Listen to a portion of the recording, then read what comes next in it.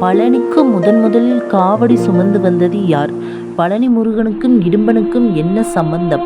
பழனியின் பழைய பெயர் என்ன? பழனி என்று பெயர் சூட்டியது யார்? பழனியில் உள்ள நவபாசன சிலையின் மகிமை என்ன? பழனி முருகனை ஆண்டிக்கோலத்தில் தரிசனம் செய்யலாமா? ஆண்டிக்கோலத்தில் அவர் நமக்கு உணர்த்தும் பாடம் என்ன? இப்படி பல்வேறு கேள்விகளுக்கான பதிலை ஒரே வீடியோவில் பார்க்கலாம். வீடியோவை ஸ்கிப் பண்ணாமல் பாருங்கள். இப்போ வாங்க வீடியோக்குள்ளே போகலாம். முன்பொரு காலத்தில் அகத்தியரின் சிஷியனான இடும்பன் சக்திமலையும் சிவன்மலையும் தன் தோள்களில் காவடி போல் சுமந்து கொண்டு தெற்கு நோக்கி நடந்து போகிறார். இதை பார்த்துட்டு இருந்த முருகன் ராஜ வேடத்தில் வந்து நீங்கள் சற்று இளைப்பாறிட்டு போகலாமே அப்படின்னு சொல்கிறாரு.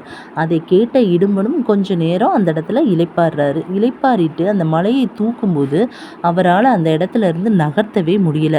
இதை தெரிஞ்சிட்ட இடும்பன், யார் நீ, எதுக்காக இப்படி பண்ணன்னு முருகன்கிட்ட சண்டை போடுறாரு.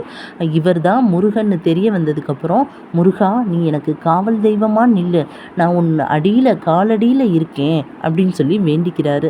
அவரோட வேண்டுதலை கேட்ட முருகனும், முதல்ல மக்கள் இடும்பமலையை தரிசனம் பண்ணிட்டு தான் என்னை வந்து தரிசிக்கணும் அப்படின்னு சொல்லிடுறாரு.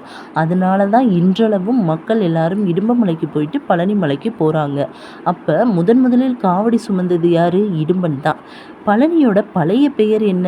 திரு ஆவினன்குடி என்பதாகும். திரு என்றால் மகாலட்சுமியை குறிக்கும். அப்போ மகாலட்சுமியோட மருமகனுக்கு தானே மகாலட்சுமிகிட்ட இருக்க எல்லா செல்வங்களும்.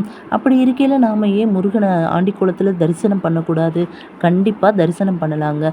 இன்னொரு விஷயம், ஆண்டிக்கோலத்தில் முருகன் நமக்கு சொல்கிற கருத்து, சாயங்காலத்தில் ராஜ அலங்காரத்தில் இருக்க நானே காலையில் ஆண்டியாக மாறிடுறேன், அதனால் மக்களுக்கும் இன்னைக்கு இருக்கிறது நாளைக்கு இல்லாமல் போகலாம் அப்படின்ற ஒரு கருத்தை தெரிவிக்கணுன்றதுக்காக தான் ராஜகோலத்திலிருந்து அவர் ஆண்டிக்கோலத்துக்கே மாறுறாரு. இதனால் ஆண்டிக்கோலத்தில் அவரை தரிசனம் பண்ணலாம், அதில் தவறு எதுவும் கிடையாது. நவபாஷணம் என்றால் என்ன? நவ என்றால் 9, பாஷணம் என்றால் விஷம்.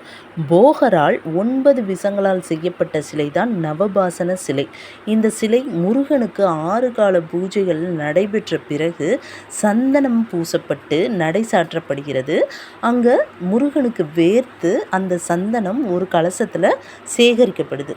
அந்த பிரசாதம் அதிகாலையில் வர்ற பக்தர்களுக்கு பிரசாதமாக தர்றாங்க. இந்த பிரசாதத்தை சாப்பிட்ற மக்களுக்கு குழந்தை பாக்கியம் கிடைக்குது, கடன் தொல்லைகள் நீங்குது, இந்த மாதிரி நிறைய நல்ல விஷயங்கள் நடக்குது.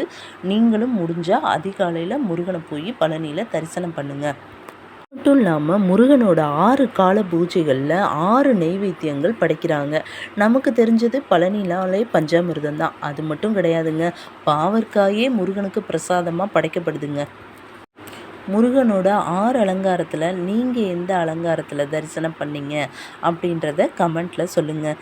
முருகன் வேடர் அலங்காரம், ஆண்டிக்கோலம், ராஜ அலங்காரம், தண்டாயுதபாணி அலங்காரம், வைதிகால் அலங்காரம், இந்த மாதிரி 6 அலங்காரத்தில் இருப்பார்.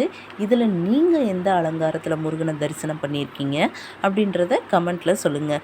ஓகே, இந்த வீடியோ பிடிச்சிருந்ததுன்னா லைக் பண்ணுங்கள், கமெண்ட் பண்ணுங்கள், முக்கியமாக சப்ஸ்கிரைப் பண்ணுங்கள். இது போல் இன்னும் வீடியோ தெரிஞ்சுக்கிற என்னோடய சேனலில் பெல் பட்டனை கிளிக் பண்ணுங்கள். தேங்க்ஸ் ஃபார் வாட்சிங்.